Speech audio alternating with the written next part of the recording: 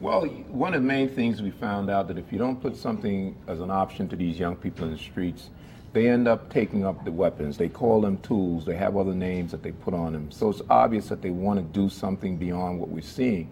As a historian, I looked at the lynchings from the end of the Civil War to the turn of the century. We will lose more young people in our inner cities that it took in those 30-something years. We'll lose them this year, before the year is over, nationally.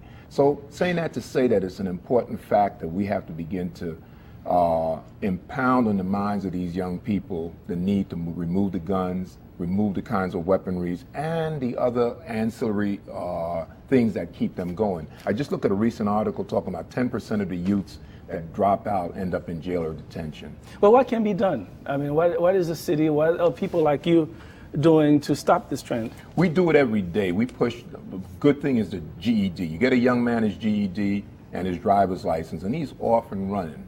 These are the kinds of programs that we have to begin to implement in our communities. We have to take on this whole notion that we continuously use this notion of the village to raise a child. The village has to step in now and start making this thing happen. Anything concrete going on besides the GED program? Well, we just declared a 75-day ceasefire. We started on Halloween because that's a time when we noticed a lot of things would happen. And we're going to Dr. King's birthday. That's 75 days. We did this in January 15th? Jan 15. We did it in 1994 when we were up to 2,500 homicides. And we looked at the precincts that we were working in, and we saw a reduction in juvenile incidents. So we're hoping if we could keep one young person safe during this period of time, then it's a grand success.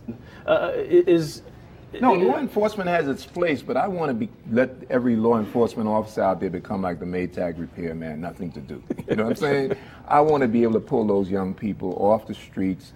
We're going to write something now with this armory, this Bedford Atlantic Armory. We got the city of New York to agree to put a massive youth center there. I'm getting more opposition from even the political leadership. There's a group out there called Charm. These are opposition people, and I'm saying you have to choose between these young people having a place to go to, or else you're going to have them out on the corner hanging, and next thing you know, there'll be some issues happening. Now, well, you know, it goes without reason that we have seen that happening in our community, but how does that change? It changes by us being able to take charge of our communities again. We put these young people to work. We get them out of the streets.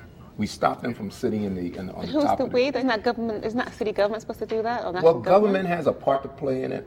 But at the end of the day, we as a community have to be able to do that also. You want there should be a code whereby if somebody does something wrong, the street, the community checks that behavior. Oh, that's when I was coming up. That's how it was. When I was coming up, the people on the street put me in check. But right. Now it's something that we find ourselves sort of stepping away from that. Unfortunately, we'll have to leave it at that. Richard Green and Ayaba Arende, thanks for being with us.